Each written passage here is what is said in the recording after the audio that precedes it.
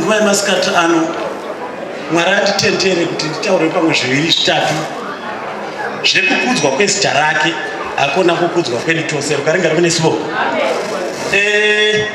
Ivhangeri yedu yatinotaura yemweya mutsvene, ndakamboti ndakatarisa rimwe zuva ndikati ine zvinhu zviviri. Handiti tiri mumashoko okutevera Jesu, handiti sevana vakadini. Rukaringa rumenesibo. Ndakati ndakatarisa ivhangeri yedu iyi ndikati ine zvinhu zviviri vanhu vose vanotevera, asi mateverero ndio akadini akasiyana. Uye ivhangeri yedu iyi kubva mukusikwa kwayo yaDhiabhorosi yakatanga kuita simba, nekuti Dhiabhorosi ndio akatanga kuparidza yake panyika. Rukaringa rumenesibo. Mwari achizouyisa mwanakomana wake mumwe woga, handiti achizama kudzima kutadza kwedu kwose kuti isu tigowana upenyu muna Mwari. Rukaringa rumenesibo. Saka ivhangeri yedu yetinoparidza iyi, vashoma ndio vachaona mushebo kudenga nekuti ndio vachange vachiita kuda kwaMwari, asi vazhinji vanofana kuonekwa vachiita kusarurama, ndokuti ivhangeri yedu iite simba. Rukaringa vanotenda. Saka ndakapotaura ndichiti pakereke dzose kana Kristu achiparidzwa pane ivhangeri mbiri dzinoparidzwa, yaMwari neyaDhiabhorosi. Asi yaDhiabhorosi nova yaSatani ndio ine simba, ndio inoti kana ikaparidzwa nguva zhinji vanhu vanorovera mavoko, uye vanhu ndio vanenge vachida kudzwa.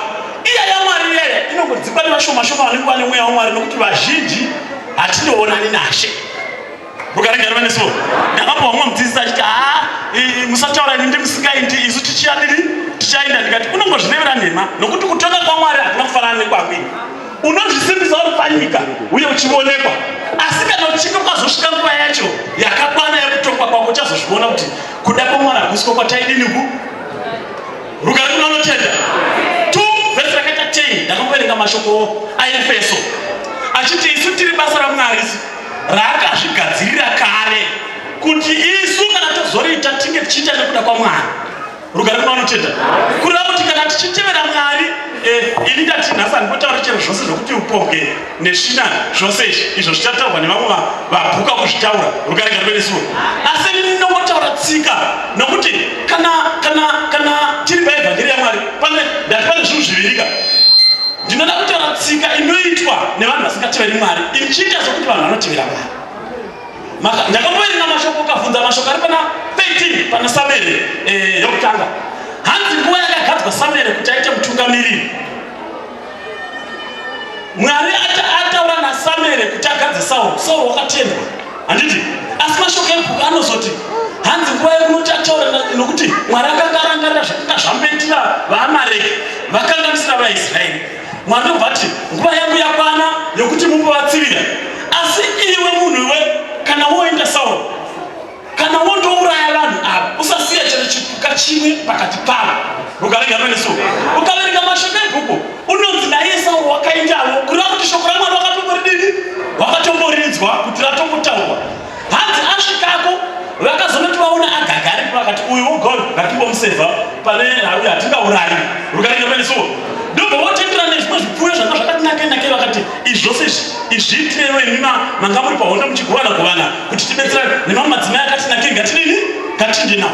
Mashoko ebhuku anoti iye Sauro asati abva kuhondo kuti achidzokera kwaakanga achigara, Samueri munhu waMwari vakanga atoudzwa naMwari kuti hazvisi izvo zvandakairayira kuti Sauro andoita. Iye zvino zvingatobatikana pendiri panapa neshoko riri kuitwa nani. Rukaringa vanotenda. Kureva kuti vazhinji chero tiri pakereke, vanhu vakauya kukereke vachida kuita sokuti vanoda Mwari, asi vazopinda mukereke munomu simba raDhiabhorosi rakamabata, nokuti izvo hazvichaitika kubva pakereke kana munhu ambo achemberera pana munoti zvichaita.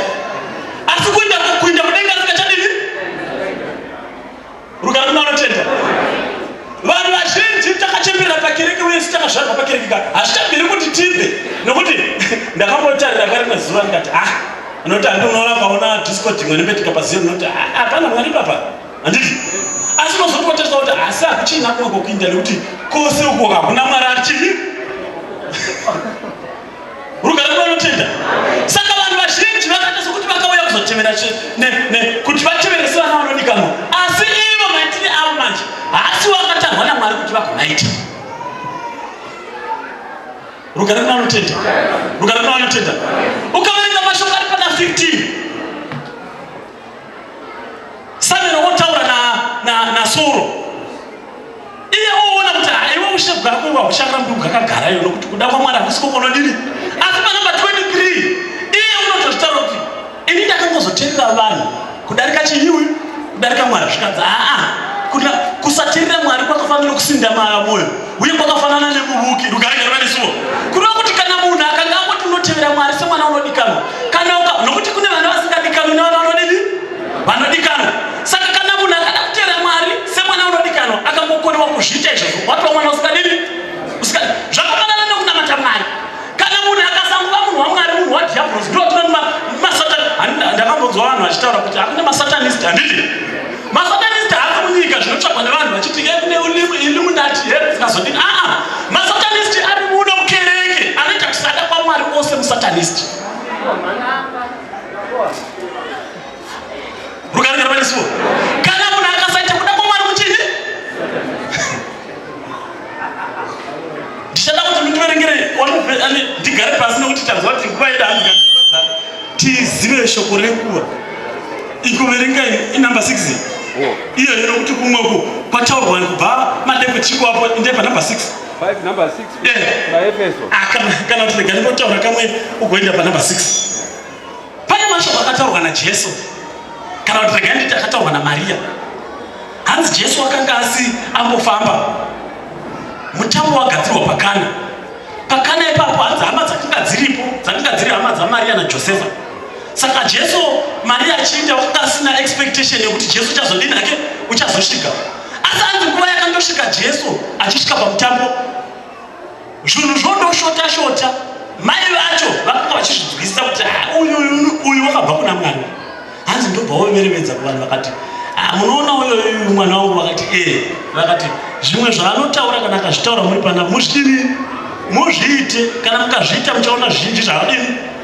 Rugare rwanesuwo sikureva kuti kana vanhu vachitevera vanofanira kunge vachiva vane chimwe chavanoona pakutevera kwacho vachitaura kuti iri ndio simba raMwari racho rotinofanira kutevera hakona riri. Rugare rwanotenda. Alright, indaenda pana namba 7 ndepa namba 7 ndarege kutengera pa namba 6 pa namba 6 hamuna chikoreza chaende taurani ichocho 5 number 6 kuna Efeso. Yes. Pa namba 6 pakanzi ngakurege kuva nemunhu nokunyengerera nemashoko asina maturo nokuti nemhaka yezvinhu izvi kutsamwa kwaMwari kunouya pamusoro pevanhu vokusaiteerera. Ngakurege kuva nevanhu vanokunyengerai pamusoro pezvinhu zvokusaita kuda kwani izvi nokuti Mwari kana munhu akangoona munhu akadero ototsamwa. Rugare rwanesuwo hanzi kana muchiita zvimwe zvose zvomunoita izvi zviite musingadi kutsamwisa chii nokuti kana munhu akango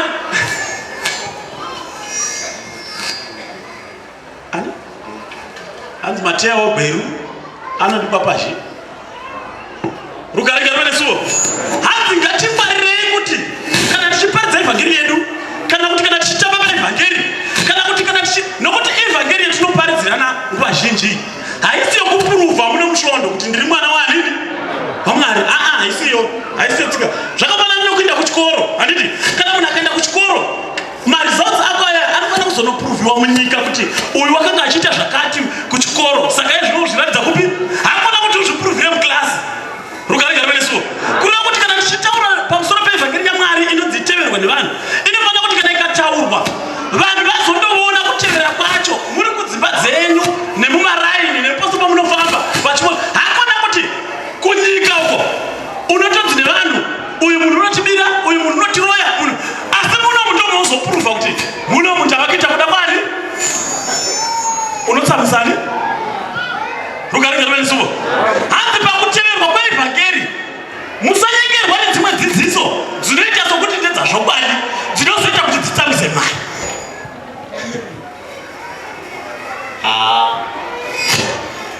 Chirega verenga ipapo 13 verse rakata 5 pana mako 13 verse rakata 5 13 verse rakata 5 ndingogara pasi handiti ingoverenga namba 5 iyoyo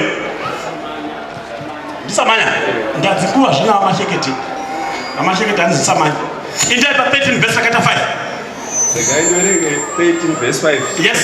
Chinonzwa panamba 5 pakanzi. Yes. Zvino Jesu akatanga kuvaudza achiti chenjerai kuti murege kutsauswa nomunhu. Rugare ngerusuwo. Kureva kuti kana munhu akambotodzwa nezvaJesu, handiti Jesu kutaura kuti muchenjere imi muri muna Jesu macho kuti musatsauswa nechii. Rugare ngerusuwo. Munozviziva here kuti paevhangeri izhinji takatsauka nekuda kwevanhu. Nokuti vanhu vakazvigadzirira evhangeri yavo yavanoona ndokururama kwani kwavo vachiita kuda kwavo.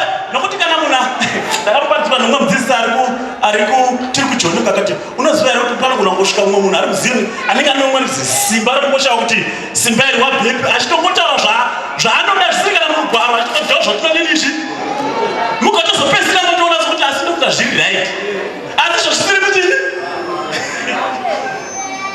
Uye izvozvo zvinotevereka nekuti hazvisi mushoko raMwari, zvinokasira kunzwiswa nevazhinji kuti asavataura asi hazvisi kuda Mwari.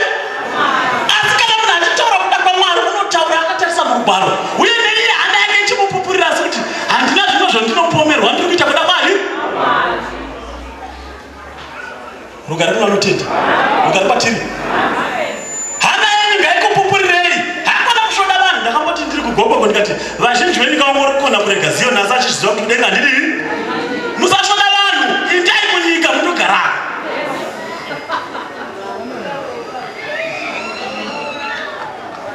Mamuri panamba 5 chirege namba 9 mugare pasi 9 nokuti ipana ana namba 5 verenge namba 5. Yes. Vanhu vanoda kuti Jesu akatanga kuvaudza akati Jesu ndobvautaura achiti chenjerai kuti murege kutsauswa nomunhu. Chenjerai kuti pazvinhu zvose musatsauswa nechini nemunhu. Vazhinji vachauya nezita rangu vachiti. Kune vazhinji vachauya vamurombo makamboona here kuti kuno kwaDhavhidhi kwedu kuno munhu wose unoziva kuno kwaDhavhidhi kwedu kuno unowana chana chitoko chiti hamurikuresha icho chinobva chii. Nechimwe chikotokuudza kuti ine chitaura nabhishopu kai ndatonzwa bhishopu vai wototi kuziva makazokuzivepini. Asi rugwaro rwati muchenjere nokuti kune munhu uchabuya nokuti kana munhu achiuya achitaura kuti ndakanzwa nabhishopu iwe usiri bhishopu anongozopedzera wangomutarira kuti zvimwe wakaita seakadiniwo. Asi rugwaro rwati Jesu achiudza vanhu akati munhu uchauya achitaura achiita sokuti wabva kwendiri ini kuna Jesu kuda kuti waitozviziva kuti vanhu vachamurevera ibva nokuti iye zvinoka handitangosiparadzira ndichiti vaprofita venhema. Iye zvino vaprofita venhema vazhinji vakavaona uye vovaziva. Basa ravaparidzi venhema ndovezvokwadi vasati vaonekwa nevanhu vavo vanoti kana vakasumuka mumakereke ndo vanokanganisa kereke kana vakasvika pavanotaura vaita sevanoziva.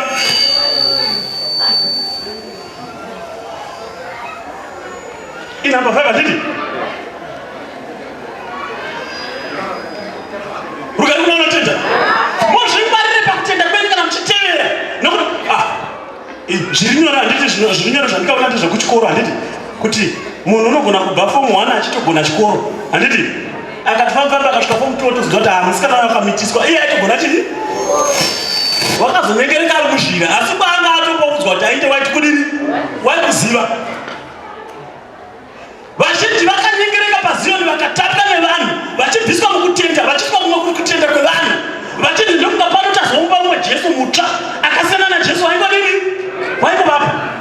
Jesu achinji Jesu ndiwo akanga aripo zuro ndouchawapo nhasi ndouchawapo nenguva inouya. Kana munhu achida kuita kururama kwaMwari hakuitwi nezvinoonekwa iye ngaatange kuzviratidza kuti iye anzwanane naMwari kutanga. Mugare kuna anotenda mugare kwatiri chiverenge namba 9 mugare pasi ndadzinaunganidze nguva yendai yapera panamba 9. Yes, namba 9.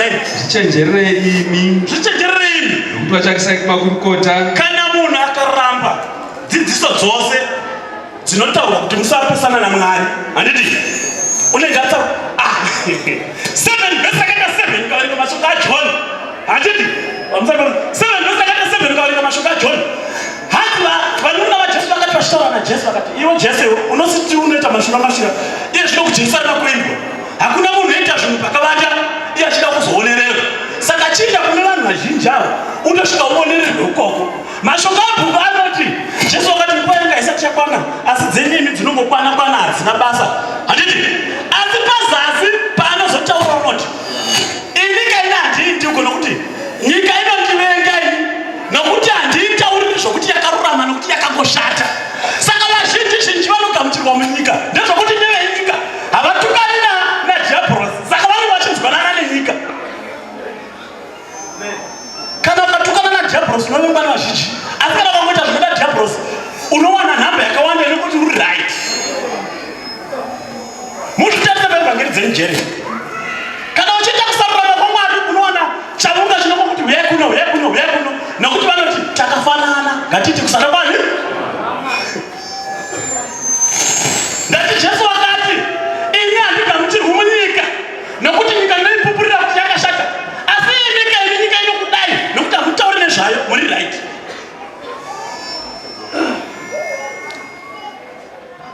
Rukarinatenda rukakwatiri hanzi vanyori nevafarisei ukaverenga mashoko ari pana Matiyo, ivo vakati vazviziva kuti kuenda kudenga isati chaiti, hanzi ndobva votora kiyo kuziva, hanzi ndobva vokira kuti kana vakawana mumwe wakashata vamusukirire vagomukira kuti nekiyo kuziva iyaya achizorega kukirirwa futi, hanzi vagotora kiyo vagoirasira kure kuti kana wabatwa navo vakaipa vakakuzara mupfungwa hauchabve mukushata momo kusvika evhangeri yapera. Mugarika panesuo verengai mugari pasi, verengai pasi, verengai kamwe zvichenjererei imi nokuti vachatangise kumakurukota uye mucharobwa mumasinagogi muchaiswa pamberi pevabati nemadzimambo, muchaiswa pamberi pevabati nemadzimambo nekuda kwezita raMwari chive chapupu pavo. Kana munhu kasavengerwa evhangeri yaMwari hausati woita zvinodani, handiri pashoko rokutevera Mwari. Kana munhu akasapomerwa kana kuti munhu akasasungwa nokuti kana tichiti tinotevera Mwari muzvokwadi, hakuna munhu wakanga achirarama muevhangeri yaJesu wakagamuchirwa nenyika akafa zvakanaka. Hakuna izvozvo. Hakuna zvomunhu wakaparidza evhangeri yaMwari akanga akagamuchirwa nenyika akafarirwa. Asi kana munhu achinge achitaura ari paevhangeri yaMwari, hanzi munofanira kusungwa chero mumasina kuti munhu agarirwe nevanhu kuti ngaasataura evhangeri unokanganisa vazhinji apa. Vanhu vazhinji vakamutenda, musamutendera kuti aparidze, vanhu vachisarudzana vachikusiya nokuti unenge uchitaura zvokwadi uchitaura kuda kwaMwari.